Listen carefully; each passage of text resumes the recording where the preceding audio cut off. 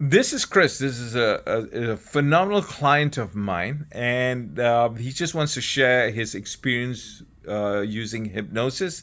So, Chris, let me ask you this quick question. What what was the reason you reached out to me?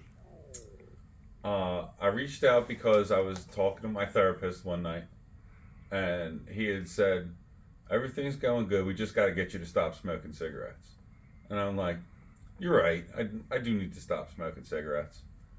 And I tried everything else, and I was on the phone with him, and I just looked up hypnosis, quit smoking near me, and Mr. George was the first guy to pop up on the list.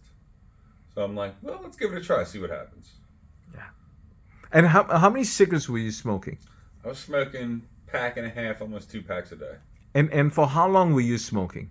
I've been smoking since I was 12 years old. I'm 40, 40 years old. 40 years old, yeah.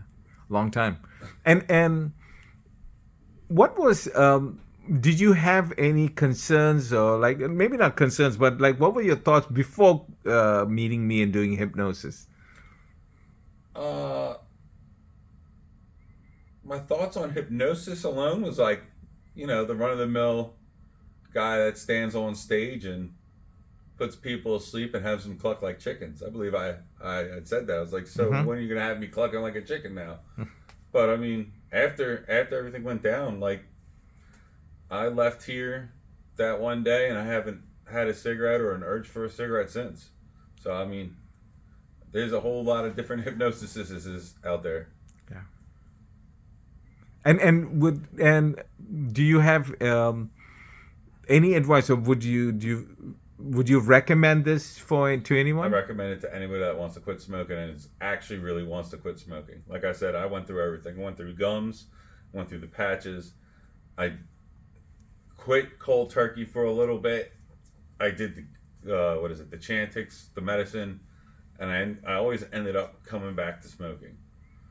Wow. Wow. And this time it feels different. This time, yeah, like every other time I'd have urges, like even wearing a patch or chewing the gum, I'd still be like, man, I just need a cigarette. Like I don't quite understand this, but or even when I took the medicine, the doctor was like, yeah, you might want to smoke for the next day or two, but by like the third or fourth day, your craving should be gone with the medicine. And I'm like, okay, cool.